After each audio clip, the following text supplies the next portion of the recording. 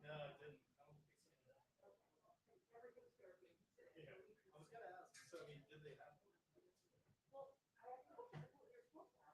Yeah. It must have been maybe early short. Yeah.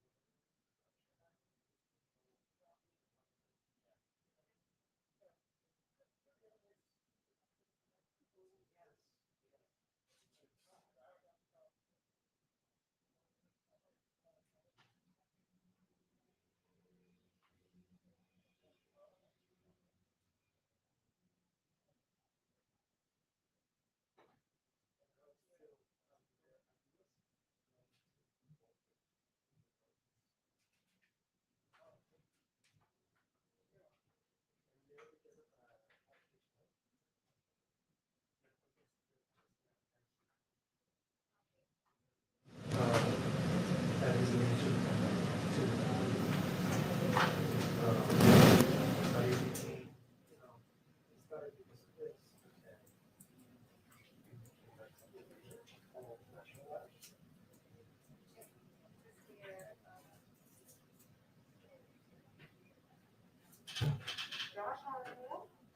I'm well. How are you? Hanging in Good to there. see you. You're a homeowner now.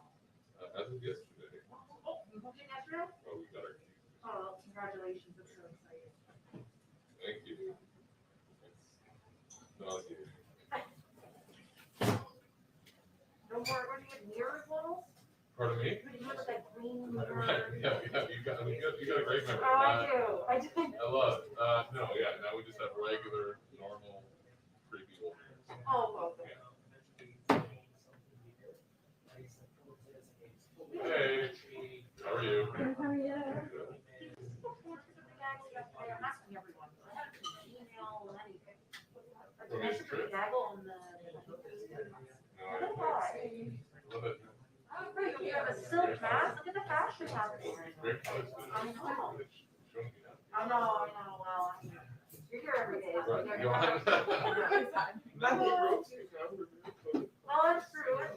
hey, Well, there's only 10 of you. right, Yeah, exactly. I think it's a softball team, Exactly. right?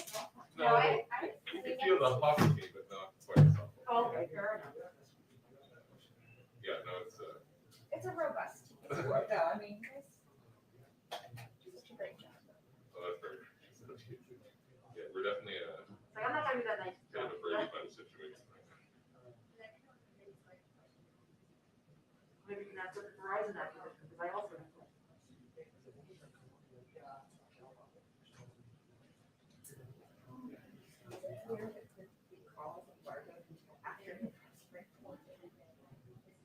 All of this stuff has been so fascinating. It's been like that since the beginning.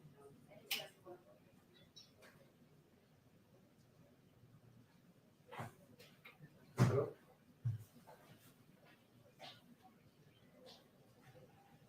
Hello? Full floor.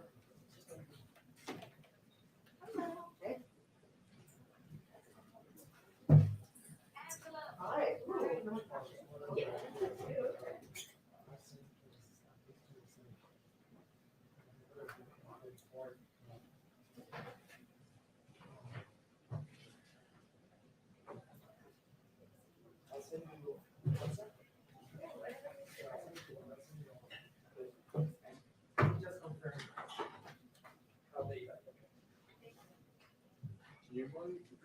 Oh, I have, yeah, I just am using this because then I can reach it. I can reach it for the floor.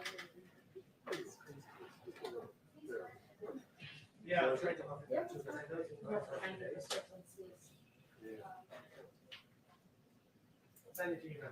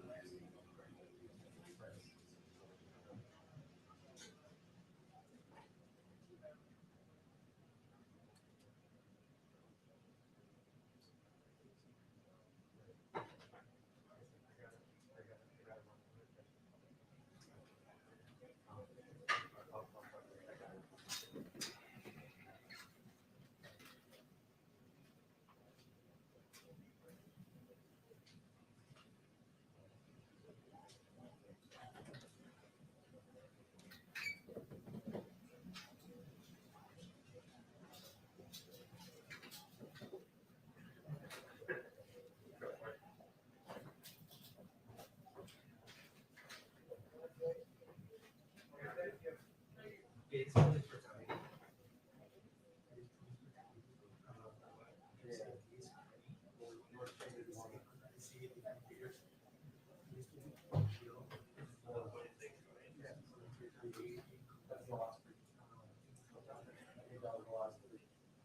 Okay, sorry. So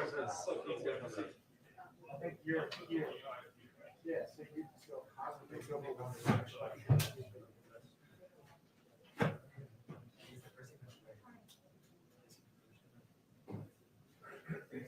That's my understanding. Yeah.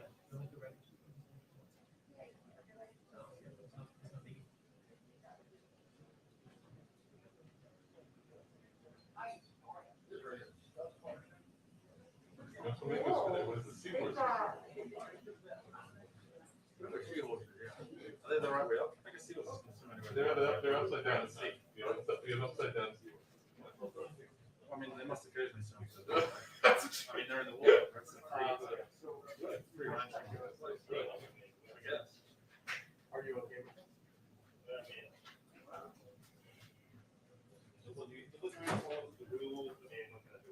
Okay. Well, I'll do whatever you say.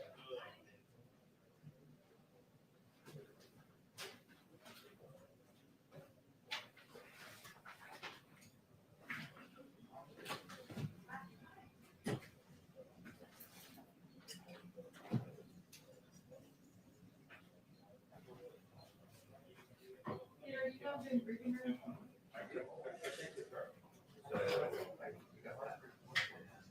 ready. It's been a while. Do I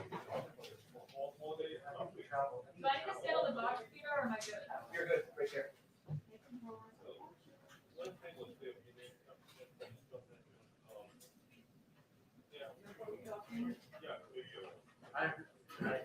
two, three, four, five. You got me? Peter. 1, 2, 3, 4, 5, 6, 7, 8, 9, 10. Can you hear me?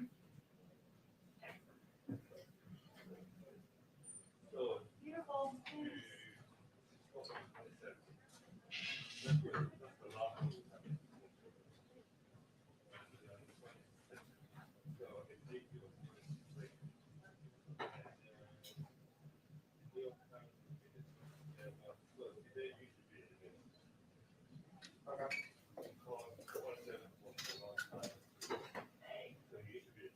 Sorry. Okay.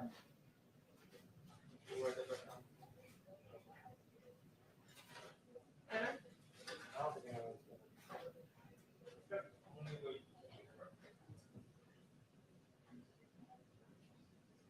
No problem.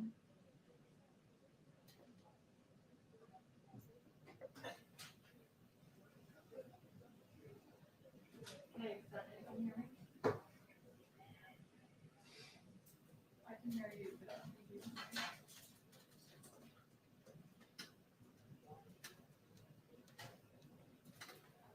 One, two, three, four, five, 6, 7, 8, 9, 10. 1, 2, 3, 4, 5, 6, 7, 8, 9, 10. 1, 2, 3, 4, 5, 6, 7, 8, 9, 10. Better? Worse?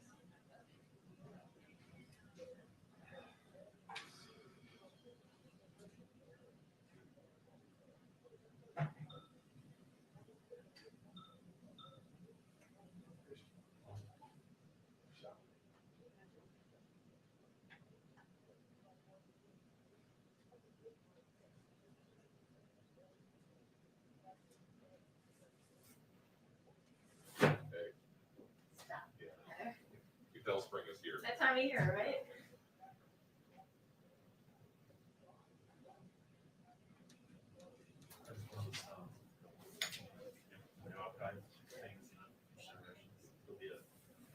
Museum, so kids will press a button.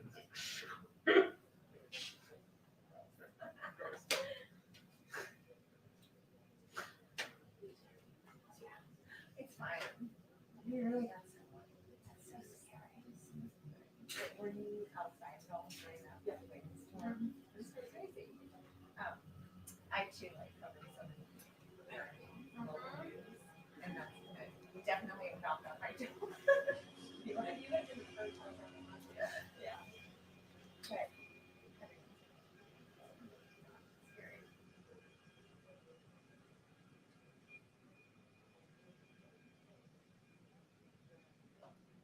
Yeah, John, this is a notable shift from a policy that the White House has had, and they did tell governors during their weekly call today that their plan now is to redistribute vaccines if a certain governor does not order their full allocation that week.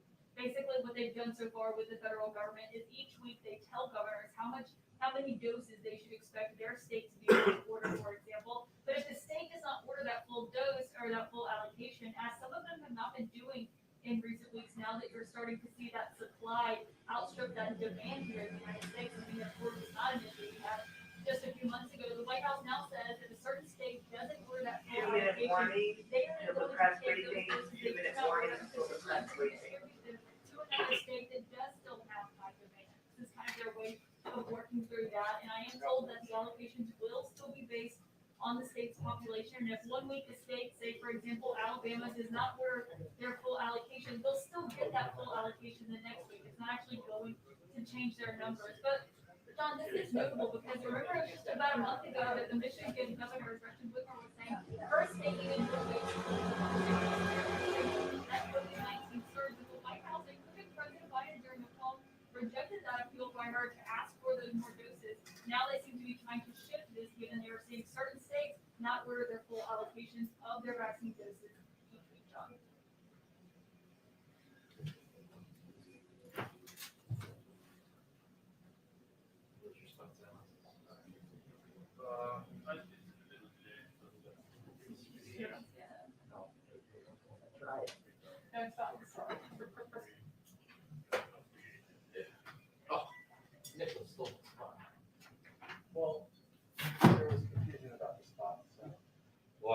Where am I Answer supposed to one be? of my questions about. Where am I supposed to about be? the new I don't- federal pool. You're fine. So thanks. Anytime. I'll just pop up there. Between Zeke and the lawnmower, good job, Caitlin. That was, Oh my I'll give you God. cards on that one. Well, when I started at CNN, I had the 10 a.m. shift, and that was when they did the work and the sprinklers would be on, and I'd be cutting grass. And like when you're partially television, I was like, Yeah, that's not cool. yeah, it's like being hazed. The White House lawn crew. Yeah. Construction outside of jail. Oh my God. Jackhammers, I'm sure. Oh, so are we gonna be going to a lift for a while? That's separate. I think that's what you, this is just like if they're trying to waterproof on these. Oh, I see. Oh. It's not the I'll take flooding that. down there.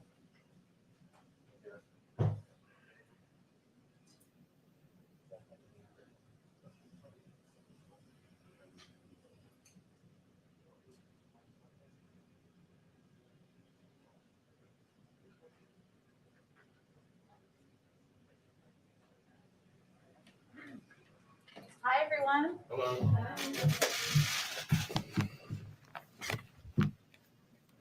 It's been a while. I feel like somebody taller than me may have been in here more recently. Let's see. Well, happy, what day is today? Tuesday. Happy Tuesday to all of you. We haven't been in here since last Tuesday. So just a couple of items for all of you at the top. I wanted to provide a brief update on the situation at our southern border. After 4 years of an immigration system rooted in destructive and chaotic policies, President Biden is taking the challenge head on and is building a fair, orderly, and humane immigration system. That's our objective. After coming into office, our administration immediately jumped into action to address the influx of migrants at the border, something that began during and was exacerbated by the Trump administration. And wanted to provide a couple of pieces of data you may have seen, but they've come out since the last time we had a briefing in here. At the end of March, there were more than 5,000 children in Customs and Border Protection Patrol stations. Today, that number is approximately 600. The amount of time children spend in CBP facilities is down by 75%, from 131 hours at the end of March to under 30 hours now. And just yesterday, the Department of Homeland Security announced that it will begin the process of reuniting a number of families who were separated by the policies of the previous administration. Clearly, we're not done. There's a lot of work ahead. Migration is a dynamic and evolving challenge, but the president has a plan and we're working on implementing it. Just a few more brief updates for you. As you know, Friday is Jobs Day. Here we are again. And to mark the occasion, I wanted to convey to all of you that we are going to be welcoming in Treasury Secretary Janet Yellen to the briefing room on Friday to provide an update to all of you and take some questions. And throughout this week, the president, the vice president, cabinet members, and other administration officials are fanning out across the country to make a forceful argument for the president's economic vision. The president, of course, began that push just yesterday in Virginia to talk about the jobs plan and the families plan. And it will continue today with the vice president, who will be in Milwaukee. As part of this, we'll also have Secretary Vilsack joining us in the briefing room tomorrow to talk about the vital child nutrition proposals in the American Families Plan. Finally, today, Jeff Zients and members of our COVID response team held their weekly meeting with our nation's governors. This week, over 29 million doses will go out across all of our channels, with 2/3 of those doses going to jurisdictions and 1/3 to federal channels. Jeff reiterated the federal government's commitments to help expand access to the vaccine, boost vaccine confidence, and help states with their unique needs in this vaccination effort. Zeke, why don't you kick us off? Thanks, Jen.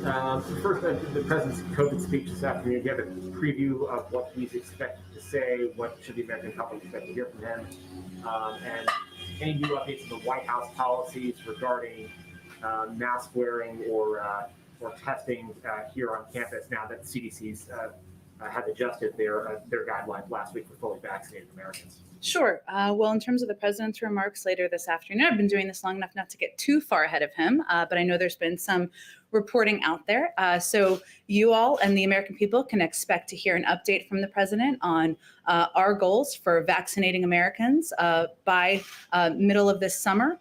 Also, some more updates on our plans to make the vaccine more available and accessible across the country, and certainly some information about what people can expect once they get vaccinated.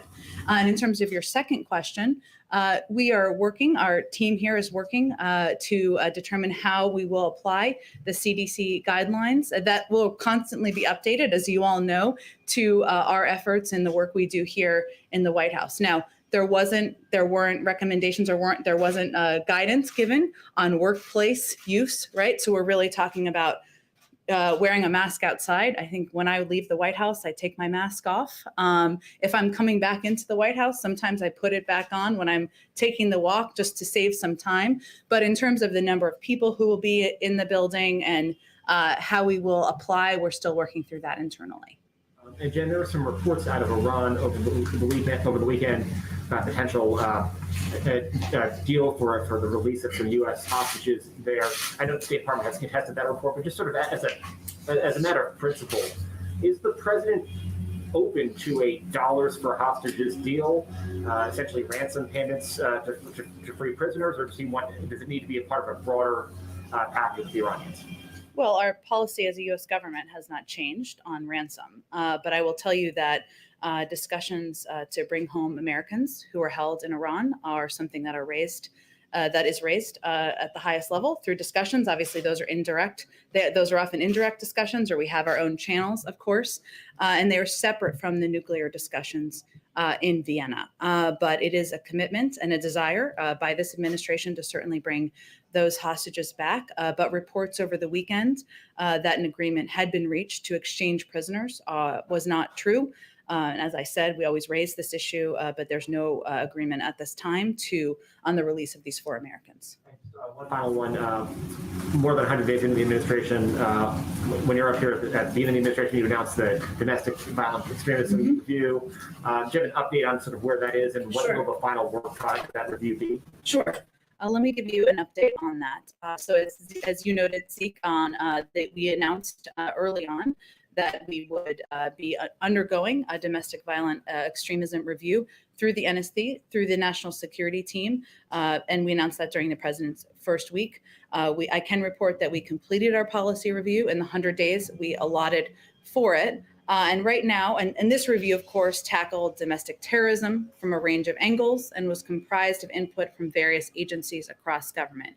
So the stage we're in now is that we are taking a look at what occurred during that review, lessons that we've learned, and ensuring that the policy responses that we've been discussing and developing are the right ones. That's going to take a little bit of time. Our ultimate goal from this review has always been to develop a strategy that will convey to the American people an overarching sense of how we'll be taking on the threat posed by domestic terrorism, something the president has talked about as one of the greatest threats we face. I anticipate an update on that, and the policy recommendations will be weeks, not months. But at this point, that's the stage of the process. Go ahead. Thank you, Jen. Just about Secretary Blinken's comments yesterday about Russia, the G7. He said that the United States wants a more stable and predictable relationship with Russia. Secretary Blinken? Just to make sure. Okay. I think you said Secretary Clinton, or that's what I heard. But okay. Secretary Blinken. And I was wondering, what does Russia really have to do to make that happen, considering the Navalny situation? Considering the Russian aggression at the Ukrainian border, how do you have a stable and predictable relationship? Well, our relationship with Russia includes us voicing concerns where we have them, taking actions and putting consequences in place when actions warrant, as we have in the treatment of Alexei Navalny, as we did in reaction to the engagement or the hacking of our own election here in the United States. At the same time, we do think there are areas where we can continue to work together on. This is how historically national security relationships and diplomatic relationships have worked around the world. So I think what we are sending a message of is that we are not looking to escalate the relationship in terms of rhetoric or actions. Of course, we reserve the right to put in place consequences should their actions warrant. And we want to have a stable relationship where we will work together in areas where it is constructive, as there might be an opportunity as it relates to the Iran negotiations, as an example. And we will continue to voice concerns as we have them. And one on sharing IP data, because the administration seems to be under increasing pressure to share IP data from doctors and even some global leaders. But Dr. Fauci recently joined industry during a television interview to say that that is perhaps not the best way to get shots in arms. And I was just wondering what the official White House view is on that. I wouldn't say that's an exact characterization of his comments or remarks that he made, but I will say that I would expect we'll have something to say about this once the WTO session gets underway. Obviously, Ambassador Tai would be making a recommendation to the president. That's not something that has happened at this point. And obviously, just for people to understand, for everyone to understand this process, because sometimes it's shorthanded on television or in other places. What we're talking about is the United States position. It's a WTO process, and what ultimately happens here will not be up to the United States alone. This is a waiver that there would have to be agreement among WTO members on. I think what I saw Dr. Fauci's comments speak to as well, which is certainly our position, is that our objective is to save lives by producing as much supply as possible and getting shots in arms around the world in the most effective way. And we're determining what the right steps are to do exactly that. Okay, thank you. And one last one on India. I know I've been asking you constantly about that, but it's obviously really important. Is the administration doing all it can to help India? Well, let me give you an update, and I know we've provided a few of those, but I don't think we've done a substantive one here on what has happened or what the recent shipments have been. So 6 air shipments funded by USAID have departed the United States, 5 of which have already arrived in India. These flights include health supplies, oxygen supplies, N95 masks, rapid diagnostic tests, and medicine. And these are a lot of the components that the Indian government has expressed a vital need for. More flights are on the way, with total assistance expected to exceed $100 million. At the request of the government of India, USAID provided these urgently needed supplies to the Indian Red Cross to ensure they reach those most in need as quickly as possible. In terms of oxygen support, which, as you all know, is a big component of what they need right now, we're talking about oxygen cylinders. So USAID delivered approximately 1,500 cylinders that will remain in India and can repeatedly be refilled at local supply centers, with more plane loads to come. Oxygen concentrators, USAID has sent approximately 550 oxygen concentrators to obtain oxygen from ambient air. And USAID has also delivered a large-scale unit to support up to 20 patients each of an oxygen generation unit. We've also sent 2.5 million N95 masks, and we have an additional 12.5 million N95 masks available should that request come from the Indian government. And we've directed our own order of AstraZeneca manufacturing supplies to India, allowing India to make over 20 million doses. We've also provided 1 million rapid diagnostic tests. And this past weekend, USAID delivered 20,000 treatment courses of the antiviral drug remdesivir to help treat hospitalized patients. And we're also working, one of the questions that's come up is about assistance and know-how, and CDC experts will work in close coordination with India's public health experts in the following areas: laboratory surveillance and epidemiology. I'm not a medical expert. Emergency response and operations development, bioinformatics for genomic sequencing and modeling. So we are in close touch. That's a summary of what we've done just over the last several days, and we're working to meet the immediate needs they have now, even as we consider, when we have AstraZeneca doses available, what can happen there. Okay, go ahead. Thank you. You mentioned Secretary Yellen is coming on Friday. She said in remarks published today that it may be that quote, interest rates will have to rise somewhat to make sure that our economy doesn't overheat. Does President Biden agree with it? I think President Biden certainly agrees with his Treasury Secretary, but I will say that one of the reasons I think you're asking this question is about inflation concerns, and something that we watch closely here, obviously in the Treasury Department and in the White House in close coordination. And that is something where there's agreement. I looked at Secretary Yellen's remarks, or the ones that I saw, but she also conveyed is how vital it is to make these investments now, and how important it is for our economy, for investment in research and development, for leveling the playing field on the workforce to make exactly these investments. So, of course, officials who don't work here in the Federal Reserve and other places closely watch what needs to happen. I'm not going to speak on interest rates, but we also take inflationary risk incredibly seriously. And our economic experts have conveyed that they think this would be temporary and that the benefits far outweigh the concern. I ask in part because, of course, the previous administration was routinely criticized for repeatedly sharing its views on what rates should do. Secretary Yellen is expressing her view on what will happen to rates. Do you think that this is an appropriate comment for a Treasury Secretary? Is she expressing an opinion on what the Fed should do when she says this? Well, I would say of all people, Secretary Yellen certainly understands the independence and the role of the Federal Reserve. And I think she was simply answering a question and conveying how we balance decision-making here. Can I pivot to one other thing? That this week, Facebook is going to decide whether or not to reinstate Donald Trump's accounts on Facebook and Instagram. If he is reinstated, is there any change in strategy that the White House would put in messaging? In other words, if he's on these platforms expressing his views, does that change what you do at all? No. Go ahead. Thank you, Jen. Ahead of the president's speech today, is there any context or data you can share about the holdouts, about people who are still not getting vaccinated or signing up to get vaccinated, so we can understand if the problem is access to the vaccine or hesitancy because they think it's unsafe? Sure. Well, first, let me say that what we've seen is that the more people who are vaccinated, and today he'll talk about the fact, but you are aware of this data, that 150 million people in this country now have had one dose, adults, I should say, 105 million have had 2 doses. The more people who are vaccinated, the more confidence increases and the more people want to get vaccinated. That's not a surprise to us. That was what we anticipated and hoped for, given if your friend or your neighbor or somebody in your community is vaccinated, it gives you greater confidence about the efficacy of the vaccine, and maybe you see what the impact and the benefits are.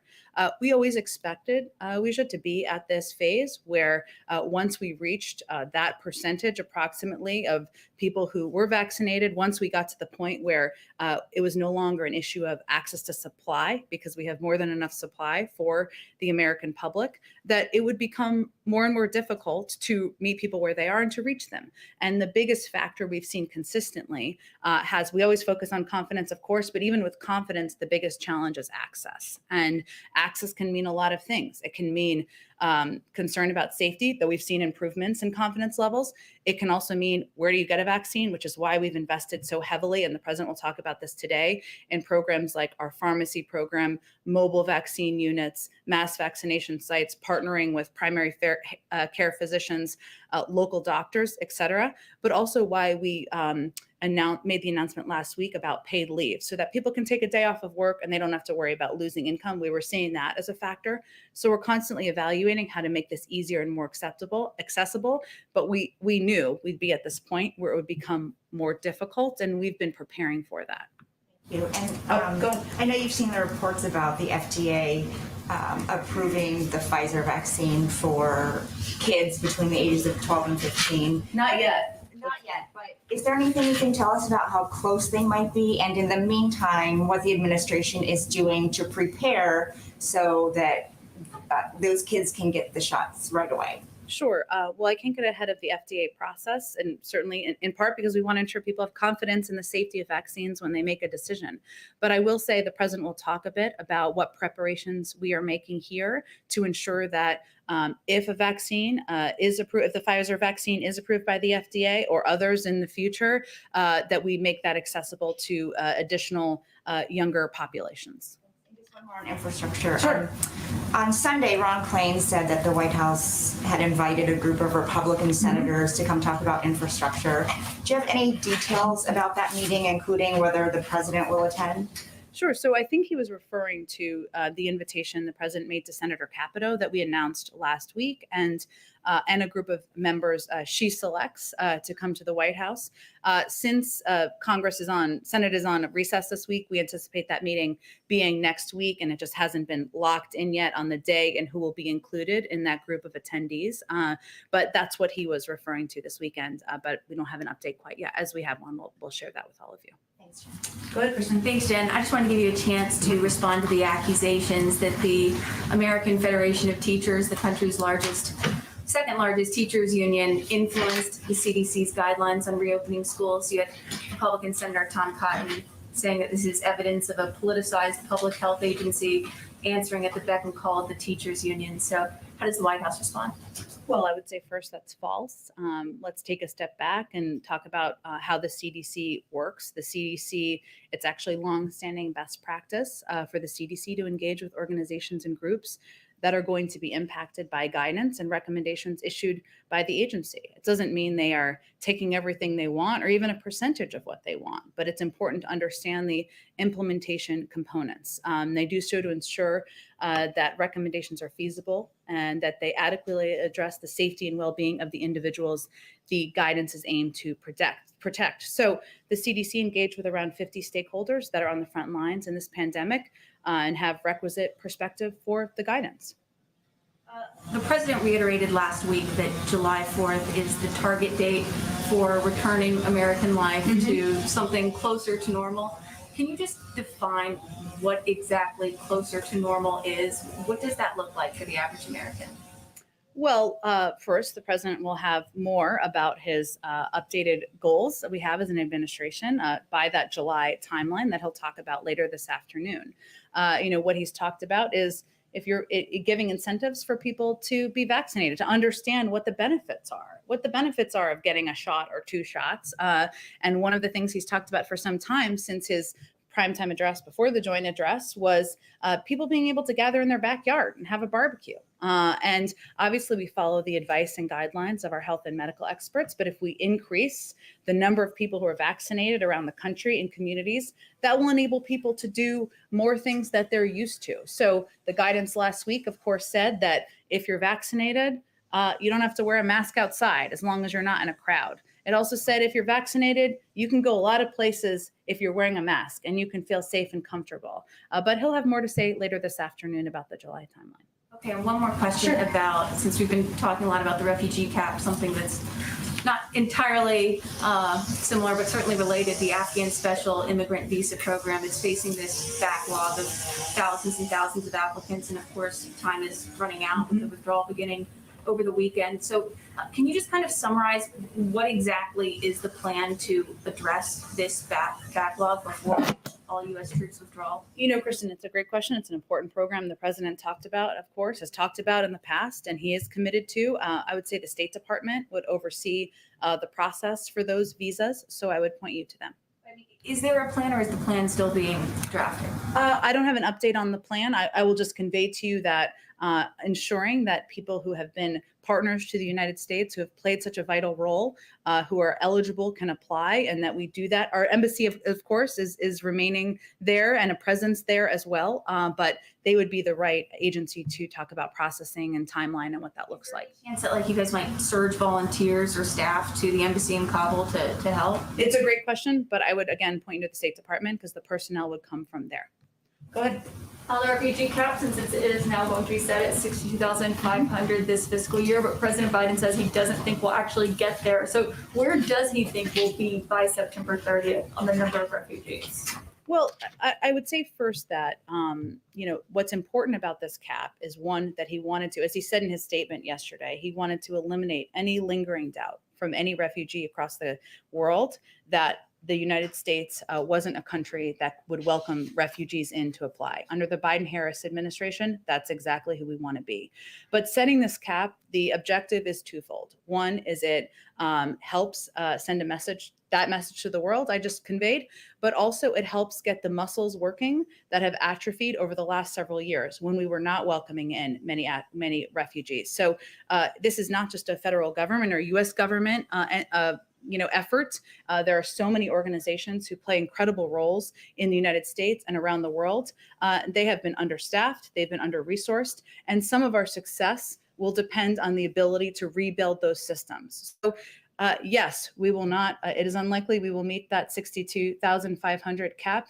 It is actually historically, rarely is that the caps met, I should say, but our objective is to get those muscles working again and send a clear message to the world. And right now the number is still around 2,000. That was the latest we had gotten. So it just was, is there an update on what that number is right now? I can see if there's an updated number. We have had people start coming in because we resumed the flights and because we overturned the policy that prevented refugees from applying from the Middle East and from Africa. We're constantly updating those numbers, but I'll see if there's a number to update you on. And then on what Jeff Zients told the governors today on that call, that now the White House will redistribute vaccine allocations if a state doesn't order the full allocation they get that week. Can you just walk us through what changed in that policy since last month when the Michigan governor made a direct appeal to the president to get more vaccines for her state?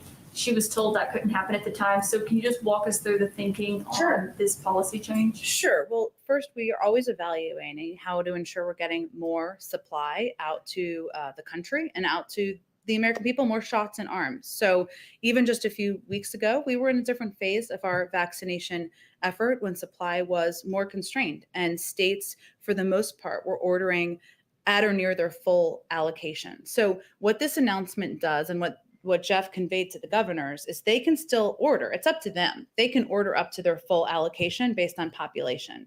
They can also order less than their full allocation, and the doses that are not then given to that state will then go into kind of an overarching supply that could then be distributed to other states by population. Now, that same governor could the following week decide to order back to their maximum allocation. So it gives flexibility week by week, but it's really just an indication that we're in a different phase now than we were even a couple of weeks ago in terms of access to supply. And we want to ensure the doses are that we free up unused and unordered doses. And last question, does the president still think that we will get to herd immunity in the US this calendar year? Well, the president's, we try to leave the predictions of when we will reach any definition by medical and health experts of that term. I will say that what the president will talk about today is what percentage of the population he hopes to be vaccinated by this summer. That obviously is a step forward. And what we can do from an operational standpoint from the White House, from Jeff Zients and our COVID team, is continue to operationalize getting these shots out into the country. But assessments of what that will mean, we will leave to our health and medical experts and apply our guidance accordingly. Go ahead, Karen. Jen, to follow up on that question then from Caitlin, the president was asked about that yesterday and said there's a debate about it. And on the call with the governors today, we obtained audio of it. Dr. Fauci seemed to downplay the notion of herd immunity. He called it an elusive concept of a number. So is that no longer the administration's goal? Does the White House not believe that's possible? Is this a deliberate shift away from that? Again, it's a great question. I just don't want to answer. And I know we typically have a briefing with our health and medical team on Tuesdays. So you may have to wait for the next one or the next time one of these doctors is on television to talk about the definition of it. But what our objective is of course, to vaccinate as much of the population as quickly as we can. And the definition of what that will mean for communities, what that will mean for going back to normal, we look forward to applying that. Believe me, we all want to take our masks off inside and we all want to return back to normal. And we understand the frustration of the public, but we will leave the definition of that to our health and medical experts. And is the administration planning to phase out FEMA's mass vaccine sites in favor of focusing more on local level community health centers, the mobile centers that we've been talking about? Is it not effective to be using those mass vaccine sites anymore at this point in the campaign? It's more effective in some places than others. So we announced a couple of new mass vaccination sites last Thursday or Friday. There are some places where those mass vaccination sites, that's a mouthful for some reason, have not stayed open. And we evaluate, working in coordination with, of course, governors, local health and medical experts on what's working. We look at the data and see what's working. And there are some programs like our pharmacy program. We initially launched it as a pilot with just a couple thousand pharmacies, right? Now it's over 40,000 or even greater than that, because that we've seen as very effective. We're partnering with local primary care physicians in part because through our data, we see that people trust their local doctors, and that if it's easy, if you know you're going there to get your checkup, that is an easy place to do vaccinations. So there are certain parts of the country or certain communities where we still have mass vaccination sites. We'll continue to open them, but we're constantly evaluating the best delivery mechanisms. And if something is not the most effective one, we will make changes. Go ahead. Thank you. Does the administration want, or does it already have some plans being formulated to allow in foreign visitors this summer? In the same way the EU has pretty clearly said, that's it, we're going to open the doors. They have, but we, again, this is a case which I know is endlessly frustrating to people, and I will acknowledge that, where we will rely on the advice and the recommendations by our health and medical experts on what is safe for the American public. And they are constantly evaluating that, but I can't get ahead of their process and what I anticipate in terms of any changes to travel restrictions. Okay, thank you. And another one, against the background of fighting which is going on now in Helmand in Afghanistan, after the US troops left, the Taliban and government forces started in. What is going to be the president's message if this specter of a Taliban takeover, which is obviously quite possible, happens after September? What's going to be his message to the Afghan people, including the many who probably don't support the Taliban? Is it going to be essentially, look, we're sorry, this is now your affair, we're out of here? I mean, is there going to be anything more than that he can say to them? Well, I will say that when the president gave his speech on our decision to pull troops out of Afghanistan, he talked about the fact that we will continue, of course, to have an over-the-horizon presence, that we will continue to provide a range of humanitarian and other direct assistance. We will still have an embassy at this point in Afghanistan and a presence there at a diplomatic level. So what the announcement we made was about removing troops because it is in the best interest of our own national security. But he believes in diplomacy, believes that is the right path forward, and we will continue to support that and work with our international partners around the world to move forward. Could he foresee a day when the US and the US Embassy and the United States deals with a Taliban government, which is ruling Afghanistan? Obviously, we watch closely and work closely with our partners in the region on what the future looks like, but I'm not going to get ahead of the status in Afghanistan. Go ahead. Yeah, a couple questions. The White House just said the president wants to see progress on the American Jobs Plan by the end of this month and passage by the summer. Does that same time frame apply to the Families Plan that he released last week? It's a great question. I mean, we obviously just introduced it. It's introduced it some period of time after we introduced the American Jobs Plan. I expect we'll have discussions with members of Congress about components of each. Different members have support or are more excited about different components of different parts of the plan, but I don't have a new timeline to set for the American Families Plan. Well, with those negotiations, the meeting that you referenced coming up with Republican senators, you mentioned we'll talk infrastructure. Is he also going to talk the Families Plan with those senators when he holds that meeting? Well, this particular meeting, I mean, there's dozens and dozens of meeting engagements, phone calls, conversations that are happening on a regular basis, and a couple of, Secretary Pete Buttigieg is going to be briefing the Congressional Progressive Caucus this week on the package, as well as speaking at Leader Hoyer's committee chair weekly meeting. Our jobs cabinet continues to make one-on-one calls to members on both sides of the aisle, and some of them are also in districts this week, amplifying with members. Our legislative affairs team is doing briefings and having dozens of calls and engagements as well.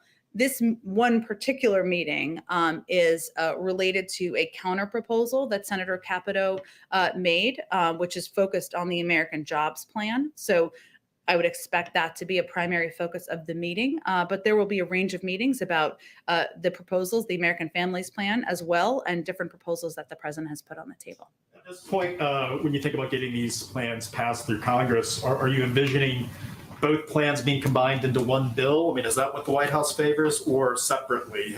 What's the position right now? We're open to a range of mechanisms for the president's ideas moving forward, but exactly what you're talking about is part of the discussion we're going to have with members of Congress. And there's an openness to smaller package, to different components moving forward together. We will leave those mechanics to leaders in Congress. But what we're discussing with them is where we can find agreements on many of the proposals and ideas the president has put forward. Question on the Families Plan. During the campaign, President Biden proposed free tuition to four-year colleges and universities for students whose families earn $125,000 or less. His Families Plan released last week, as you know, only offers free tuition to students to attend two-year community colleges. Why did he not go through with that larger plan for free schooling universities and college, and why was it limited to just community colleges? Well, let me first say, while the American Families Plan has a historic investment in education and childcare, free universal pre-K for 3 and 4-year-olds across the country, which we know would have a huge impact. You're 58% more likely to graduate from high school if you go to preschool as opposed to daycare, and 2 years of community college. But this is not the totality of what the president hopes to do on education. This is a significant investment, a historic investment that he's proposing, but we're less than 107 days. I know we are into the administration. Go ahead. Thanks, Jen. Does the president, White House Department of Education believes that public schools should require that students get vaccinated once folks under 16 are available to get vaccinated, whether it's Pfizer, Moderna, what have you, in the next couple of months? I don't. It's not my understanding that we're putting in new requirements here from the federal government. I would expect the Department of Education will work with local schools and school districts on implementation and how to keep students and teachers safe. White House come out in support of teachers unions who are already pretty public about the fact that they would want students under 16 to get vaccinated if they can get vaccinated and are eligible to get vaccinated. I don't have any anticipation of requirements from the federal government at this point in time, but obviously if, we'll look to our health and medical experts on any additional guidance to provide. But even like passing support on social media, I know the president's very pro-union, reaches out to teachers union all the time, would at least invite them here to have conversations. So do you anticipate that President Biden would at least come out on the side of the unions for this specific issue? I wouldn't. I would say that the president is going to abide by the advice and guidance of health and medical experts. And certainly we put out public health information and we've put out mitigation steps that schools can take in order to protect their school population. But I don't have anything else to predict for you at this point in time. Just one more. Sure. I just want to give the White House opportunity to respond to the backlash Liz Cheney has been getting recently for coming out and saying that, obviously Biden won the election fair and square. In fact, the Republicans are saying that that's not true. It's a bit of hogwash. And obviously taking my own artistic liberties there. But is the White House have a response to the Republicans kind of ganging up on her or having a negative reaction to that? Well, I would say first that, the Republican Party seems to be spending a lot of blood, sweat, and tears trying to figure out where they stand and what they stand for, and that's their prerogative. But our focus is on, and how we're spending our time is on defeating the pandemic, growing our economy, building on that for the long run. And it's no secret that the president doesn't see eye to eye on many policies with Congresswoman Cheney, but his view is that the American people elected him and also many people representing them in Congress to solve problems for them. And he's going to continue to seek civility even when he disagrees. Let me just get around and then I'll come back to you if that's okay. Go ahead, Jonathan. Okay, thanks. President Biden just recently nominated somebody to run the Federal Motor Carrier Safety Administration. First, will be his first Senate-confirmed administrator in years. The agency has been criticized for years by traffic safety advocates for not doing anything, especially for truck safety, it's supposed to regulate. For example, since 2016, they have a proposed rule to limit the speed of trucks, which hasn't been acted on now in 5 years. Did the president discuss safety when he nominated her to take over the agency? I'm not sure there's been a discussion with her directly. Obviously, if she was selected or nominated to serve in this particular role, but it's my understanding that the Department of Transportation, is examining available tools to address exactly the problems that you've outlined, which could include awareness training and supporting healthy practices, preventive medical intervention, and regulation. But we'd really defer to them on their processes. The president also recently named 3 people to the Chemical Safety Board, which had been down to 1 of 5 board members for the last year. Mm-hmm. What do you make that some of his earliest appointments or nominations? Well, as you touch on, Jonathan, the Chemical Safety Board has a significant backlog of cases pending. Currently only has 1 board member out of 5. The president wanted to fill the vacancies or hopes to fill the vacancies quickly to make sure the board is able to fulfill its responsibilities and review these cases in a timely manner, and certainly the impact communities across the country. And one last question. There's a bunch of lawmakers, including one I cover, who would love to still see another round of stimulus checks, direct payments, even every month till the pandemic ends. Is that something that, it hasn't been in either of the president's new proposals, but that's something that could be on the table? Well, I mean, first I would say that in the president's new proposal, he does call for an extension of the historic expansion, I should say, extension of the child tax credit. And if passed, the families of tens of millions of children will continue to get regular payments that total up to $3,000 per year for kids age 6 and over, and $3,600 for kids under 6. Obviously, we're continuing to evaluate what their needs are to continue to get the pandemic under control, put people back to work. But we think that's also a proposal that will have a long-term benefit. Do you think that there could be another round of direct payments in one of these bills? We'll see what members of Congress propose, but those are not free. Go ahead in the back. Jen, my first question is on ambassadorships. Many key picks have not been made for these roles, which serve as a representation of American diversity overseas. The United States has never had a lesbian woman or transgender person as an ambassador. Is the president missing an opportunity to name those firsts? Well, given we haven't named many ambassadors quite yet, and we hope to soon, stay tuned. Certainly the president looked to ensuring that the people representing him, not just in the United States, but around the world, represent the diversity of the country. And that certainly includes people who are LGBTQ, members of the transgender community.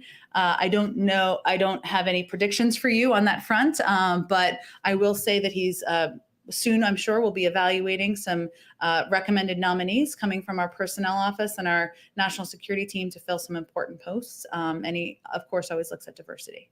Could you define soon a little bit further? What is it, like days, months, weeks? Well, I think it depends on when the president makes some decisions, and he'll continue to consider a range of options for a lot of the positions that are out there and still remain vacant. I will say, having served with the State Department for a couple of years, there are incredible career service employees who are serving in these embassies around the world, who are representing the United States and our values. That continues to be the case. But of course, we're eager to have ambassadors in place and confirmed to represent the president and the vice president in the United States. Go ahead. Thank you. My second inquiry is on the president's speech to Congress last week. He told transgender youth he has their backs. And the president made these remarks in the context of states enacting laws against transgender youth, including a measure the Tennessee governor signed just today, requiring parental notification on LGBTQ inclusive school curriculum. The president's inclusion of transgender people in his speech to Congress is significant in and of itself, but what will the president having their backs look like going forward? Well, certainly the president has put in place, has signed executive orders. He's also used the power of the bully pulpit and his presidency to convey that transgender rights are human rights. And that is his belief and the view of his administration and how he expects policies to be implemented. That includes ensuring that transgender youth have the opportunity to play sports and to be treated equally in states across the country. So he will look to members of his administration to implement what his view is and what his value is as president. Would you rule out legal action against these laws going forward as part of that? I will leave you that to the Department of Justice. Go ahead in the back. Thank you, Jen, very much. Couple of questions and then another one from a colleague. Will President Biden give an update on sharing vaccines with the world today? And like, for example, is there any consideration to let go the unordered vaccine supply that will be redistributed here also to other countries? Is the consideration for that? Well, our focus right now is on allowing the the AstraZeneca vaccine supply that we have expected over the next couple of months, going through a process to determine where we can provide those vaccines. So right now we have 0 doses available. We hope to have about 10 million in the coming weeks and about an additional 50 million in the coming months. And there's a process internally that's determining where those doses will go, but that's really where our focus is at this moment. But we will continue to evaluate ways to increase and expand global vaccine supply around the world beyond that. So does the White House believe they could be doing more or faster to help closing the gap between vaccination in rich countries and the rest of the world? Or do you believe the $60 million doses of AstraZeneca are enough? I don't think I said it was enough. I think I said that is where our focus is at this moment, but we will continue to look for ways to, our objective is to be a big contributing component of providing as much global supply in as cost-effective a manner as possible. And that's what we're evaluating now. So the 60 million is what we know we will have available in the coming months. Jen, you just went through a list of help that the administration is giving to India, and there is a great coordination to help India. Why we are not seeing the same response or engagement from this White House with Brazil? A lot of experts around the world are saying Brazil is living a humanitarian catastrophe, and there are more deaths in Brazil than in India. So why such a difference? And we know that Brazil also asks for oxygen, sedatives. Is the White House or is the administration considering sending additional help to Brazil? Well, recognizing that the fight against COVID-19 is a global struggle, we are working to partner with the government of Brazil and the Pan American Health Organization to finalize access to $20 million worth of critical intubation medications needed to save Brazilian lives. These medications will come from the U.S. government, a facilitated purchase, and from the U.S. Strategic National Stockpile. This support is being offered to offset global supply shortages and will enable Brazil to receive sufficient medication to meet their immediate hospital needs. So that is an effort that's underway, has not yet been finalized, but we are working in partnership with the government of Brazil on that. Brazil being the least to receive the AstraZeneca doses? There are a range of requests we've had from around the world. We're evaluating those needs now, but I can't get ahead of that process. Can I just ask one more from my colleague from Bristol Segovia, MVS Radio from Mexico? He's saying that at least 20 people have been killed in protests that have been going on in Colombia for a week now. Nearly 1,000 cases of police brutality have been reported. Is the president being briefed about the situation in Colombia, and what is the White House response? I'll have to ask our national security team on the latest engagement we've had with the Colombian government and others on that, and I will get back to you with a comment. Quickly last one, sorry. Does the White House believe the former president, President Trump, should be allowed to return to Facebook and Instagram? It's a decision being made by an independent oversight board. Beyond that, we don't have any further comment. Go ahead. Thanks, Jen. I want to ask you a few about taxes real quick. Fun. Yeah, fun. Taxes goes for the last one in the back, right? That's right. That's right. On the SALT cap, some congressional Democrats are saying no SALT cap repeal, no deal with the president as it goes forward with this tax plan. Democrats up on the Hill. We know the position that the White House has had for several weeks now, so I'm wondering what's more likely at this point for the White House to move towards these congressional Democrats, or congressional Democrats, in this case, to back off their position eventually? We don't know yet. This is democracy in action. This is what's fun about this. We are having discussions. We are certainly aware of the members who have conveyed a strong view about the SALT deduction, and we'll have that discussion with them. We're eager to hear their proposals. Some of them have put some proposals forward. I think what we're factoring in here in the discussion is that I think, as you and I have talked about before, this is not a revenue raiser, so it would be additional cost. That's okay, but then you have to determine either how to pay for it, what other things are cut out. Certainly that would be a part of the discussion. We heard from the president yesterday about the step up in basis. He sort of laid out the argument as to why that should be eliminated. For wealthy individuals upon inheritance, essentially lowers the capital gains burden. The Tax Foundation gave an example on 100 million in gains. They say that the tax on that would be 61%. We know the White House's position that the wealthiest need to pay their fair share. I think anyone would agree that $100 million in gains is a lot of money. But I guess the question is whether or not a 61% tax bill is reasonable. Does the White House believe that's reasonable? I'd have to talk to our number crunchers about the specific example you gave. I don't know what percentage of people have $100 million in capital gains. Maybe you know, that sounds like quite a lot to me. But the fundamental value here the president is conveying is that his proposals are about making a historic investment in education, in childcare. That's going to make us more competitive, to compete with China, to bring more women back into the workforce. He's proposed a way to pay for it that's going to impact, as it relates to capital gains, 0.3% of the population. And the example you gave, I don't even know, that's probably 0.00, I don't know what percentage of the population. That's his proposal.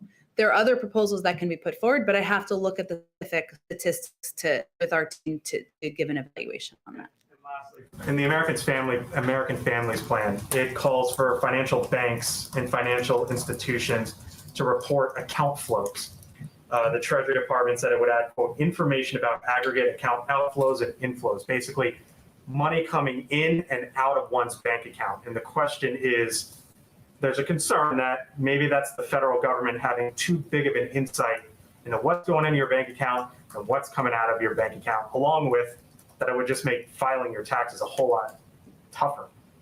It's already a pain. It's already a pain. But is that too much for the federal government to know what's coming in and what's coming out of your bank account? So what this proposal is, as you know, but just to explain to others, is cracking down more on ensuring people are paying the taxes they should be paying on their income at the rates they should be paying them at.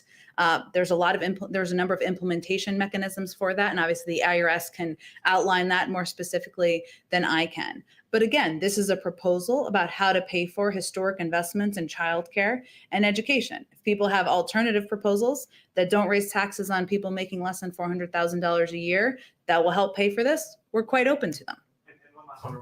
Mitch McConnell put forth, or basically said, that Republicans would be willing to go forward with the $600 billion infrastructure plan. No, do not touch the corporate tax structure that is currently in place. The White House's response to that is what?